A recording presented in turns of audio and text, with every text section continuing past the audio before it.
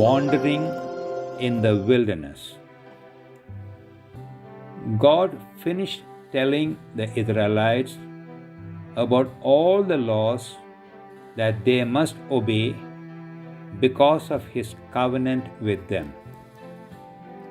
Then He led them away from Mount Sinai. He wanted to take them to the promised land. This land was also called Canaan.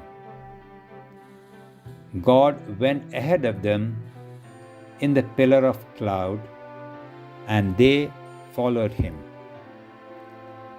God had promised Abraham, Isaac, and Jacob that He would give the promised land to their descendants.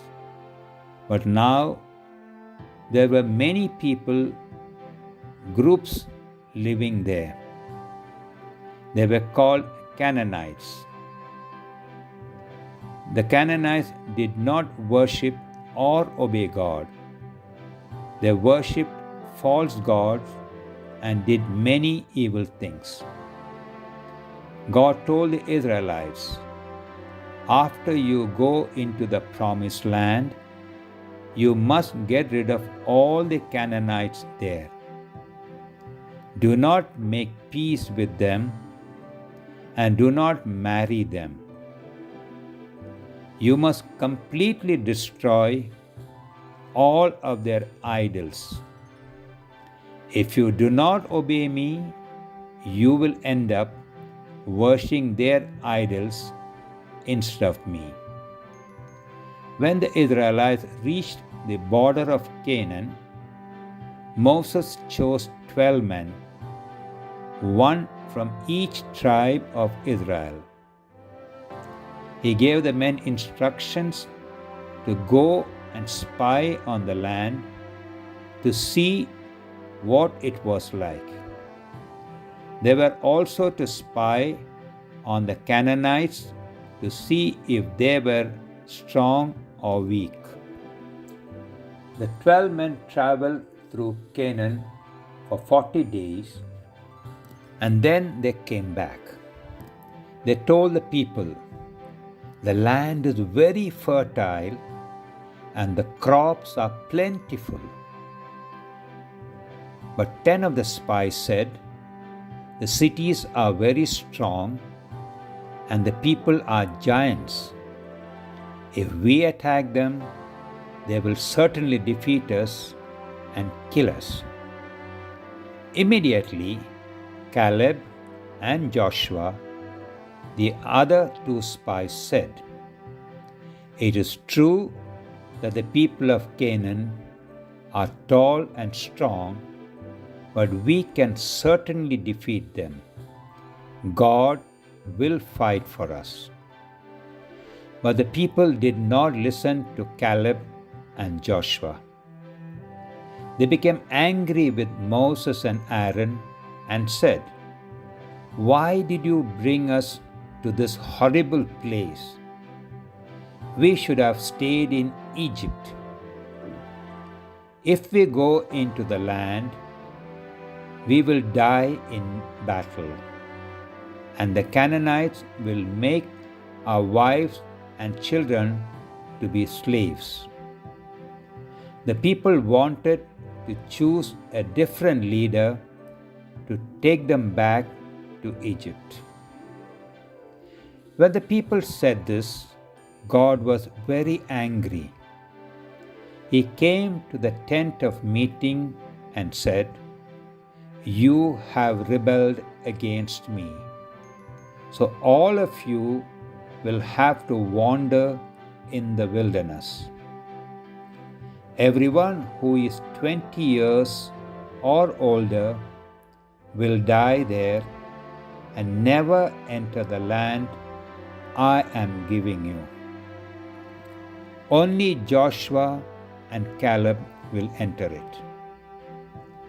When the people heard God say this, they were sorry they had sinned. So they decided to attack the people of Canaan. Moses warned them not to go because God would not go with them, but they did not listen to him. God did not go with them into this battle. So the Canaanites defeated them and killed many of them. Then the Israelites turned back from Canaan. For the next 40 years, they would wander through the wilderness. During the 40 years that the people of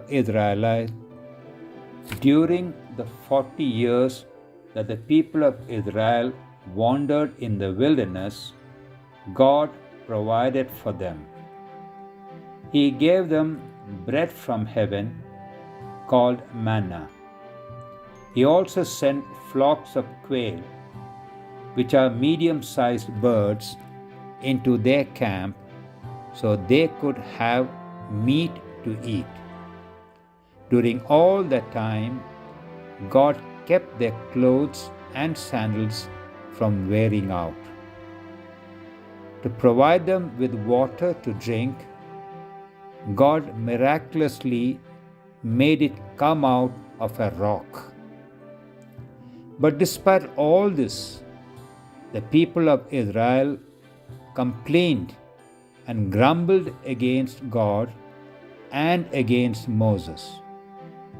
Even so, God was still faithful.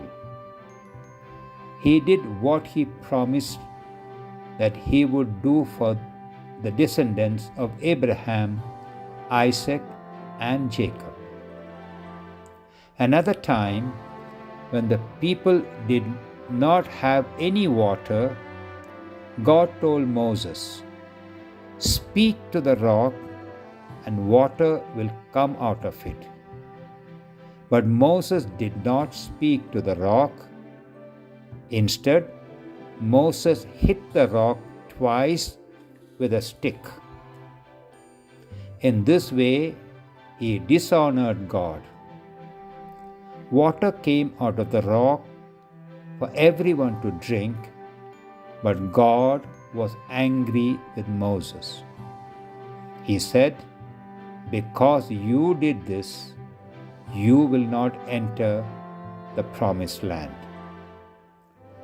After the Israelites had wandered in the wilderness for 40 years, all of those who had rebelled against God were dead.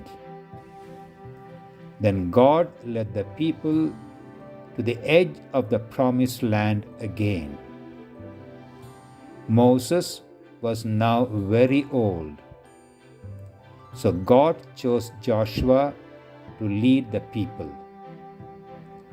God also promised Moses that one day he would send to the people another prophet like Moses.